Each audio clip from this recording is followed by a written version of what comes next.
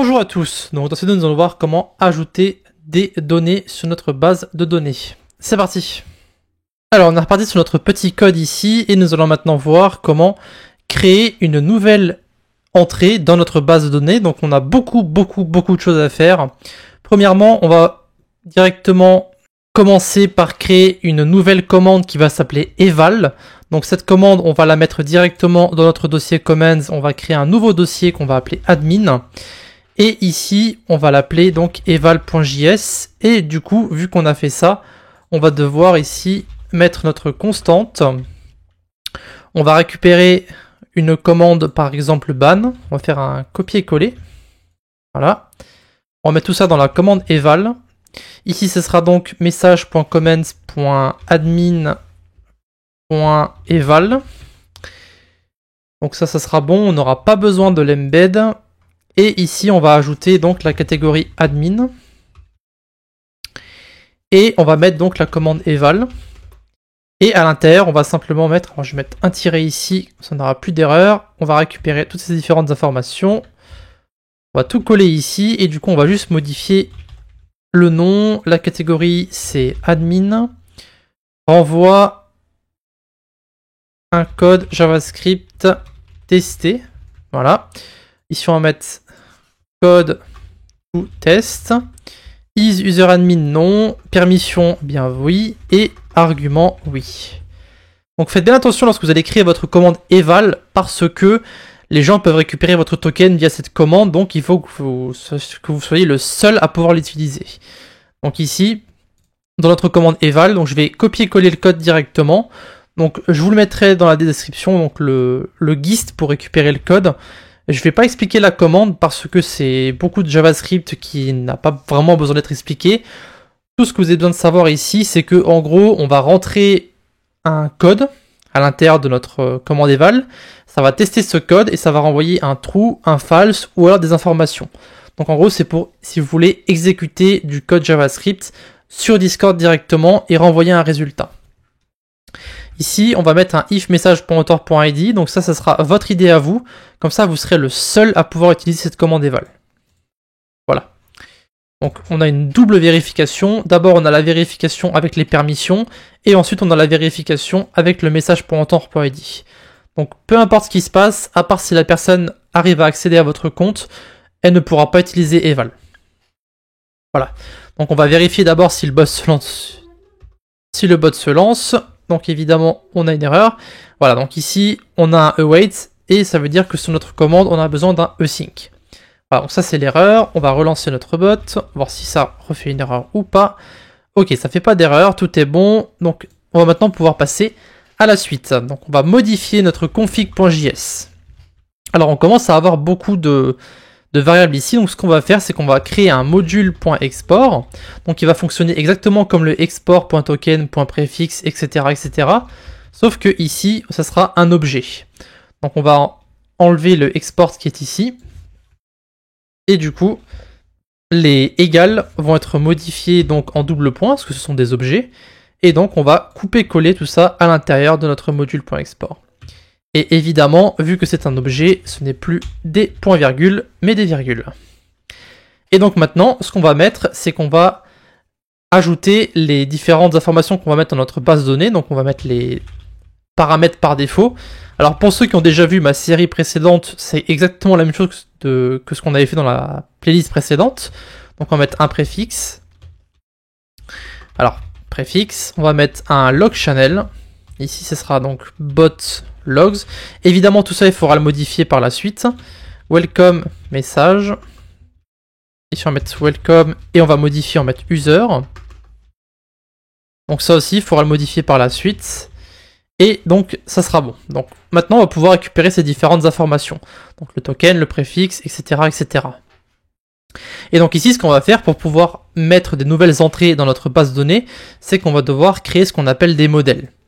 Donc ce sont en fait, si vous voulez, des templates qui vont être utilisés pour récupérer les informations qui sont rentrées et ensuite les stocker dans votre base de données. Donc il faudra mettre le bon modèle, autrement les informations ne seront pas créées. Donc ici on va mettre un nouveau dossier qu'on va appeler modèle. Et dans ce modèle, on va créer un fichier qu'on va appeler guild.js. Donc ce fichier-là, ce modèle-là sera pour ajouter des nouveaux serveurs dans notre base de données. Donc on a vraiment beaucoup de choses à mettre ici. D'abord, on a Mongoose à importer. Donc require Mongoose. Ensuite, on aura default settings.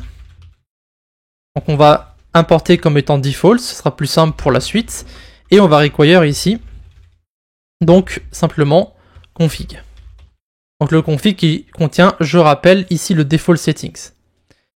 On fait bien attention à l'orthographe que vous mettez. Il faut que ça corresponde à ce que vous avez dans votre config.js.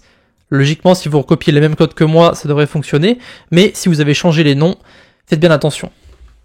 Et donc après, on va créer ce qu'on appelle un schéma. Et ici, ce sera justement le schéma de données qu'on va ajouter dans notre base de données. Donc mongoose.schéma.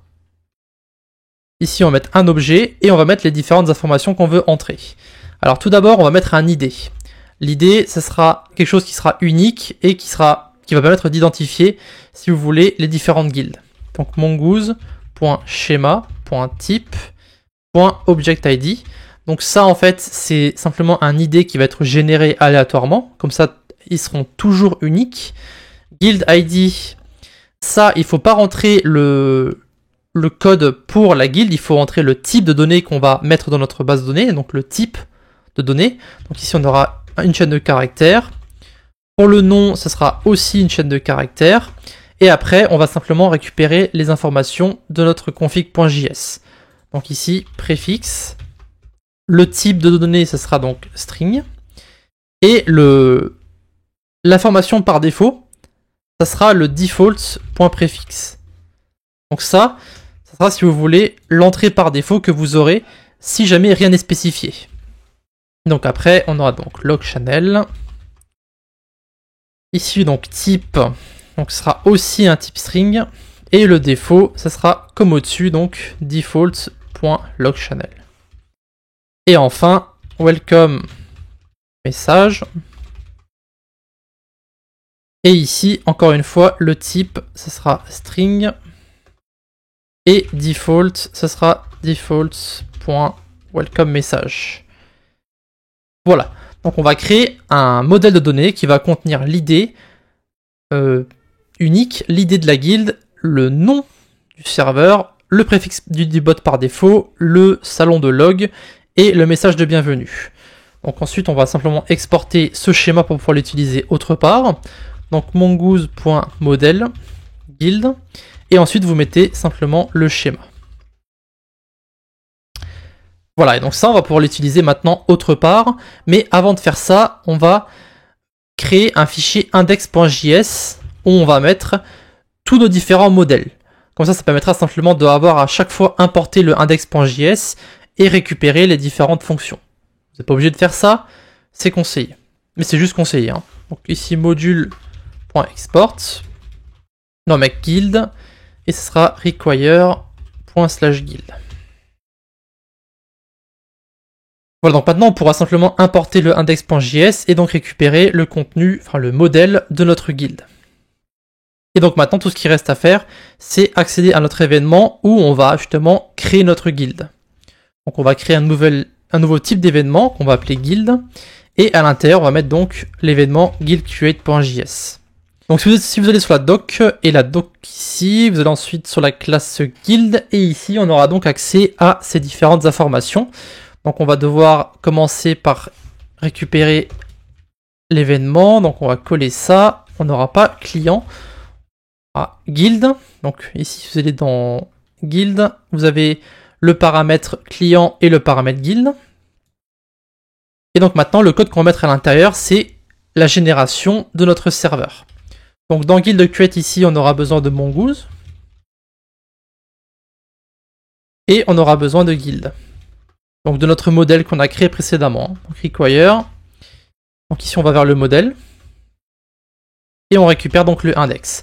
Donc je rappelle que tous nos modèles se trouveront directement dans index. Donc ici, notre nouvelle guilde, on va mettre les deux informations qui sont nécessaires. Donc je rappelle qu'ici on a besoin de l'ID, mais ça sera généré automatiquement, donc on n'en a pas besoin. On a juste besoin de guild ID et de guild name. Donc là, guild ID. Vous allez mettre guild.id, donc on récupère la propriété directement depuis la doc. Donc ici, guild.id et guild.name.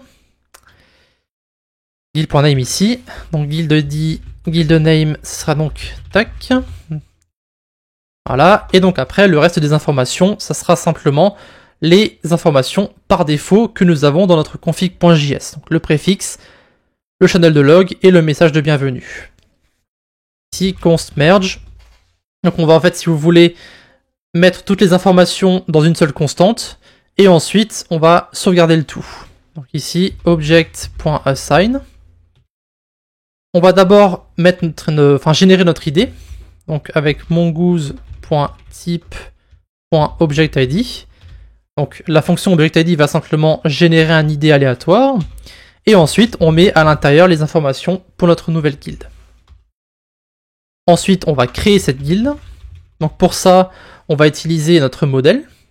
Donc ici, la constante merge permet de récupérer toutes les informations qui vont être renvoyées par l'événement guild create, donc guild ID et guild name. Ensuite, on va aussi générer notre ID.